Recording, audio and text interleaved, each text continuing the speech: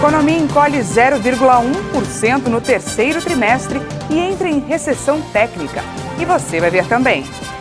Com a chegada da variante Ômicron, a Prefeitura de São Paulo cancela a festa de Réveillon.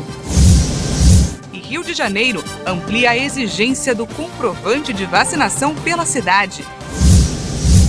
Depois dos Estados Unidos, agora a Índia registra seus primeiros casos da nova variante. E ainda, o Reino Unido aprova novo tratamento anti-Covid. Você vai ver a partir de agora. Boa tarde, seja bem-vindo e bem-vindo. A economia brasileira caiu um pouco no terceiro trimestre deste ano. A queda foi puxada pelo setor agropecuário. O Produto Interno Bruto registrou uma queda de 0,1% no terceiro trimestre, na comparação com os 3 meses anteriores. É o que apontam os dados divulgados pelo IBGE. Com esse novo resultado negativo do PIB, o Brasil entrou na chamada recessão técnica. A definição econômica é usada para descrever 2 trimestres seguidos de queda na atividade. Entre abril e junho, a economia nacional recuou 0,4%.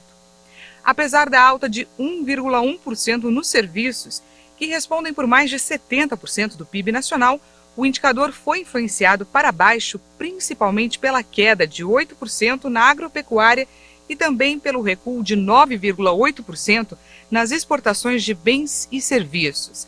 Já o desempenho da indústria ficou estável. A produção de bens e serviços atingiu 2 trilhões e 200 bilhões entre julho e setembro. As movimentações deixam a atividade econômica no mesmo patamar do fim de 2019 e início de 2020, que é o período pré-pandemia. Mas na comparação com o terceiro trimestre de 2020, houve uma alta de 4%. O PIB também acumula alta no período de 12 meses.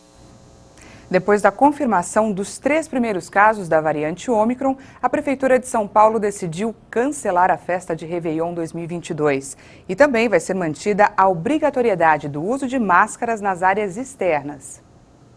A informação sobre o cancelamento da festa de Ano Novo na capital paulista e da decisão que mantém a obrigatoriedade do uso de máscaras em ambientes externos foi confirmada pelo secretário municipal da Saúde, Edson Aparecido.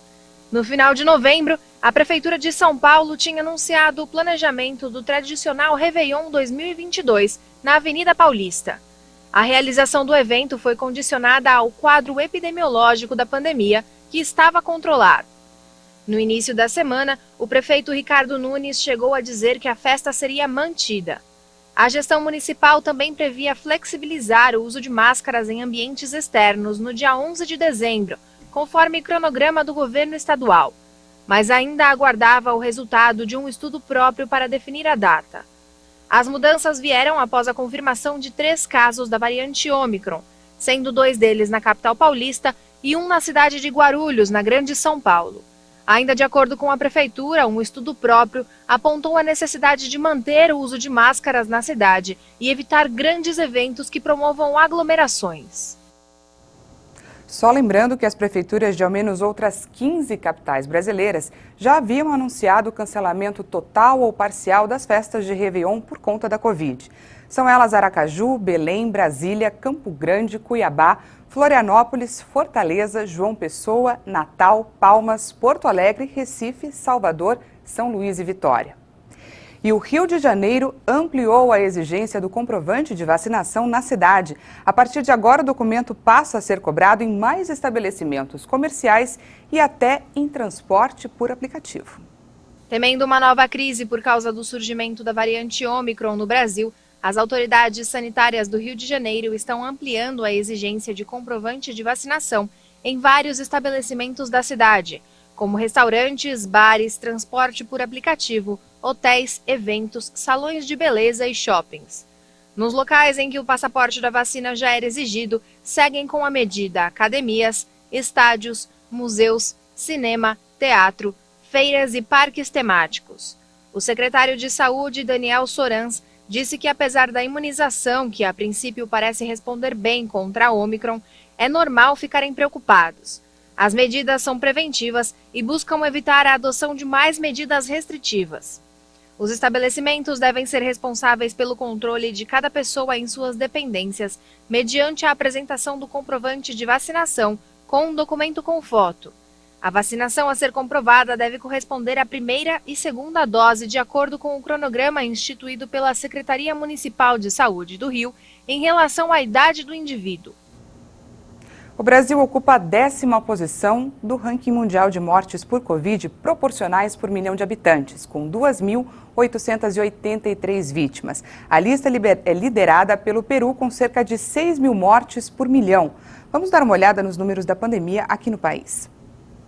Em 24 horas, o Brasil registrou mais 283 novas mortes por Covid-19. Agora são 614.964 vítimas da doença no país. De um dia para o outro, o governo também somou 11.413 novos casos. São mais de 22.105.000 diagnósticos de coronavírus confirmados desde o início da pandemia. A média de mortes está em 232 vítimas por dia. Segue abaixo de 300 pelo 32º dia seguido. Com uma variação negativa de 10,47% em relação a 2 semanas atrás, a curva volta a apresentar tendência de estabilidade. E a média móvel de casos indica 8.966 novos registros diários. Com uma diminuição de 6,38% em relação a 2 semanas, apresenta tendência de estabilidade. E no mapa da evolução da doença por regiões, hoje 5 estados apontaram alta: Amapá, Bahia, Goiás, Paraíba e Pernambuco. Em estabilidade, agora estão 3 estados: Acre, Alagoas, Amazonas, Ceará, Espírito Santo, Mato Grosso do Sul, Minas Gerais, Pará, Rio de Janeiro, Rio Grande do Sul, Roraima, Sergipe e Tocantins. E 7 unidades da federação apresentaram queda: Distrito Federal, Mato Grosso, Paraná, Piauí, Rio Grande do Norte, Santa Catarina e São Paulo. Não divulgaram os dados Maranhão e Rondônia. E agora vamos falar de vacinação. O Brasil já aplicou mais de 310.770.000 doses de vacinas contra a Covid. De um dia para o outro, foram aplicadas 1.217.000 doses. Segundo o Ministério da Saúde e as secretarias estaduais de saúde, mais de 159.267.000 pessoas tomaram a primeira dose. Isso representa 74,66% da população. Enquanto mais de 134.636.000 brasileiros tomaram a segunda dose, o que representa 63,12% da população. E a dose de reforço já foi aplicada em mais de 16.866.000 pessoas, 7,91% da população. A Secretaria Estadual de Educação de Mato Grosso do Sul lançou uma campanha para chamar a atenção dos adolescentes entre 12 e 18 anos que ainda não se vacinaram contra a Covid. Olha só, mais de 50.000 jovens não tomaram a primeira dose e mais de 120.000 não completaram o ciclo de imunização. Embora a vacina contra a Covid-19 esteja liberada para os jovens a partir dos 12 anos em todo o estado, a procura está abaixo da expectativa, não atingiu a meta. Dados da Secretaria Estadual de Saúde mostram que 53.995 adolescentes entre 12 e 18 anos ainda não tomaram a primeira dose. E para chamar a atenção deste público, a Secretaria Estadual de Educação lançou nesta semana uma campanha de conscientização. Estudante inteligente confia na ciência. Vacine-se. A campanha segue até o dia 6 de dezembro, quando professores das redes estadual, municipal e particular, dentro de cada área do conhecimento, vão estimular os alunos a produzirem trabalhos que demonstrem a importância da vacina contra a Covid-19. Com muita criatividade de cada diretor de como fazer, com música, com poesia, com cartazes, dizendo do que ele estudou e o que evidencia realmente a importância da gente se balizar por evidências científicas. Em outubro, Lucas tomou a segunda dose. Fala galera, então eu sou o Lucas Alves, eu já tomei a primeira e a segunda dose da vacina contra a Covid-19. Eu sou estudante e eu acho que eu sou inteligente, então por isso que eu acredito na ciência e na vacina. De acordo com os especialistas, para completar o esquema vacinal, é necessário tomar a segunda dose, para garantir assim a imunização. Mas em Mato Grosso do Sul, um dado tem preocupado as autoridades em saúde.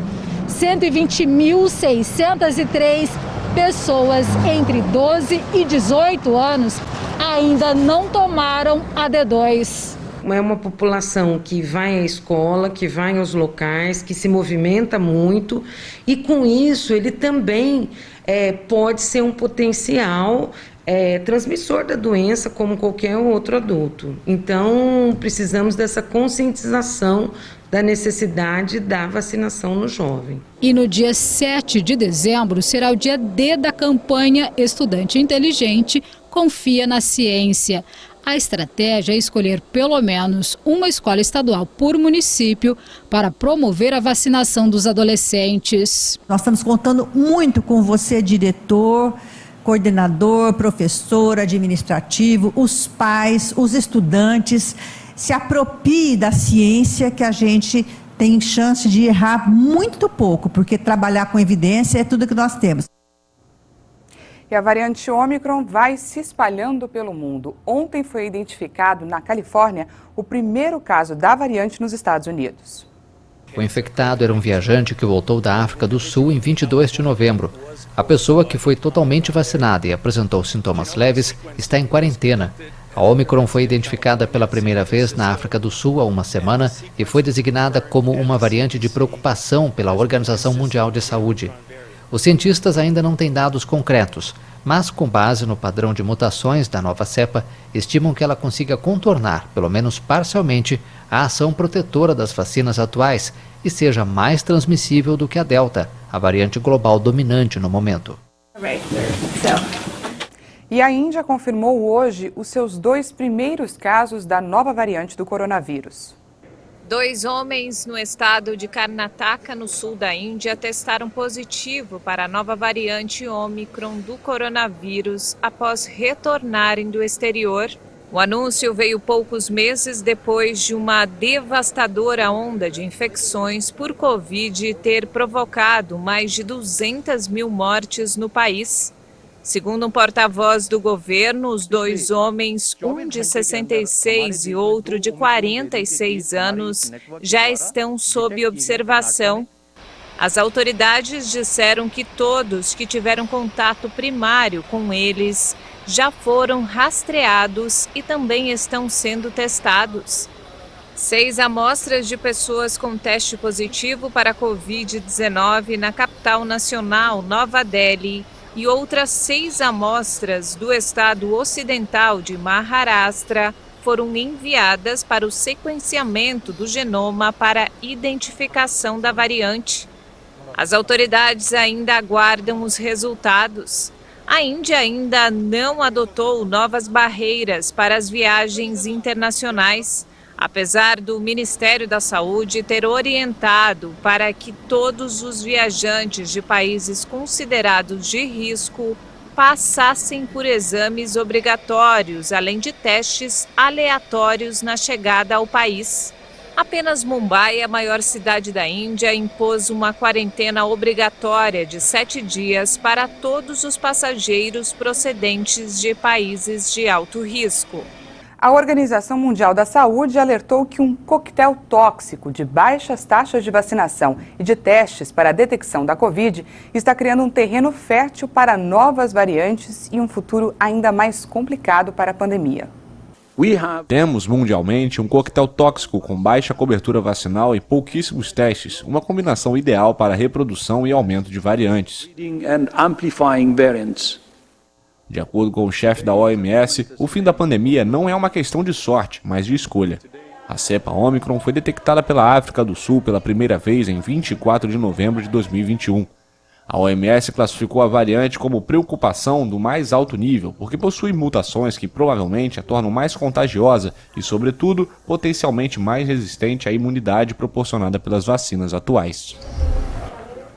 Depois do intervalo, nós vamos falar sobre a PEC dos precatórios que está em votação no Senado e ainda O Reino Unido aprova mais um tratamento anti-Covid. Ele promete ser eficaz contra a nova variante.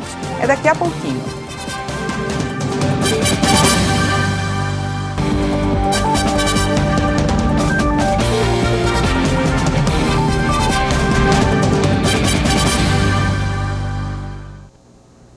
Estamos de volta, agora são 13 horas e 19 minutos no horário de Brasília. O Senado Federal realiza a sessão para votar a PEC dos precatórios em primeiro turno no plenário. O texto do líder do governo na casa, o senador Fernando Bezerra, já foi aprovado na Comissão de Constituição e Justiça. O governo tenta concluir a tramitação da PEC dos precatórios até a semana que vem.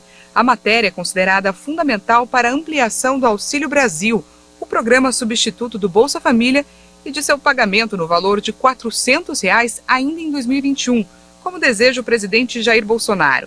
A proposta de emenda à Constituição dos precatórios pode abrir espaço fiscal de mais de R$ 100 bilhões no orçamento de 2022. Por se tratar de uma proposta de emenda à Constituição, a matéria precisa do apoio de 3/5 dos integrantes de cada casa legislativa em 2 turnos de votação, ou seja, no Senado Federal, são necessários pelo menos 49 dos 81 votos. O texto substitutivo contém modificações em relação à versão encaminhada pela Câmara dos Deputados, que significa que, caso aprovado, vai precisar retornar àquela casa. As modificações feitas pelo relator Fernando Bezerra são consideradas importantes para que o governo consiga a aprovação do Senado. Os preços dos imóveis tiveram alta em novembro. A maioria das capitais monitoradas pelo índice registrou avanço no preço médio. O preço de venda dos imóveis residenciais registrou um novo aumento de 0,53% em novembro. Segundo o índice FIPZAP, no mês passado, a alta foi um pouco menor, de 0,43%. Apesar do aumento, o indicador deve ficar abaixo do avanço projetado para a inflação, medida pelo Índice Nacional de Preços ao Consumidor Amplo.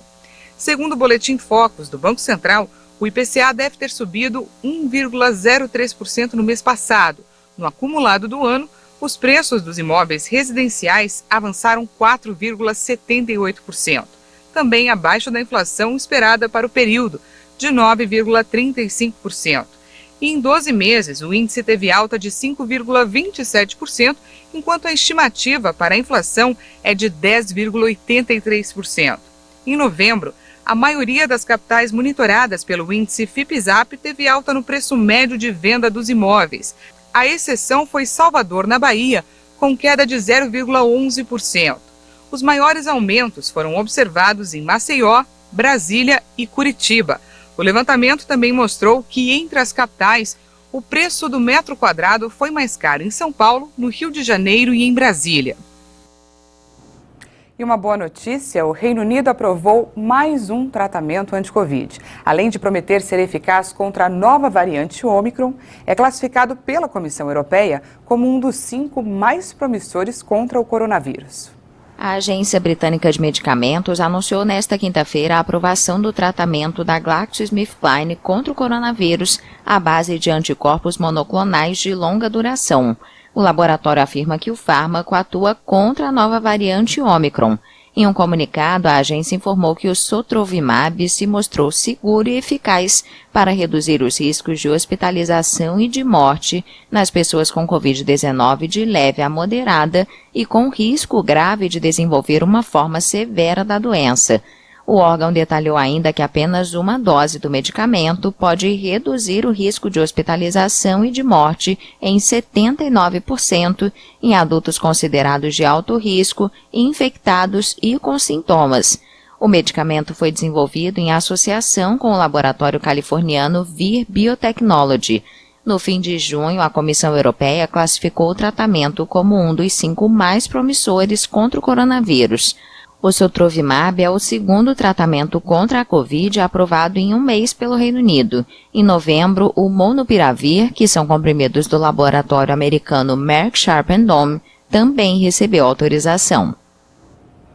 A fome se espalha no Afeganistão e deixa bebês à beira da morte. A ONU fez um alerta de que a exclusão das mulheres do mercado de trabalho pelo Talibã pode agravar ainda mais a situação econômica no país.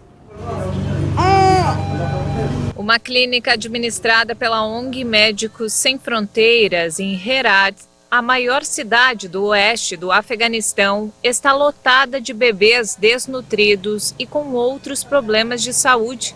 O Unicef estimou que neste inverno cerca de 3.200.000 crianças afegãs com menos de 5 anos sofrerão de desnutrição e 1 milhão poderão morrer por falta de cuidados. Depois de passar 2 meses nesta clínica, Ali Omar, um bebê de 5 meses, está se recuperando.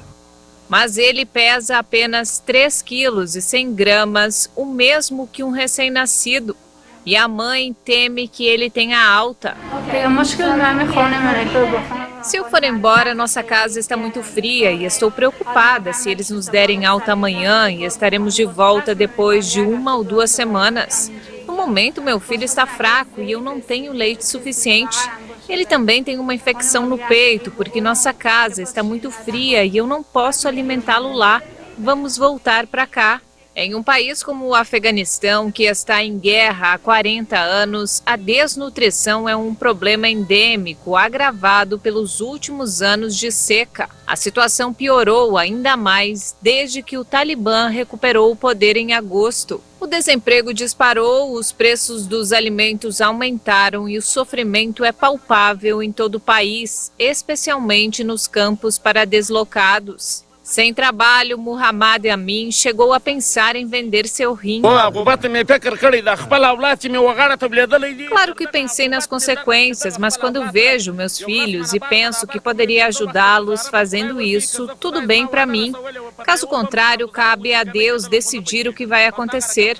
Hoje ou amanhã as pessoas não terão outra opção a não ser vender seus filhos. Um relatório divulgado pela ONU alerta que proibir as mulheres de trabalhar agravará ainda mais a crise econômica do Afeganistão.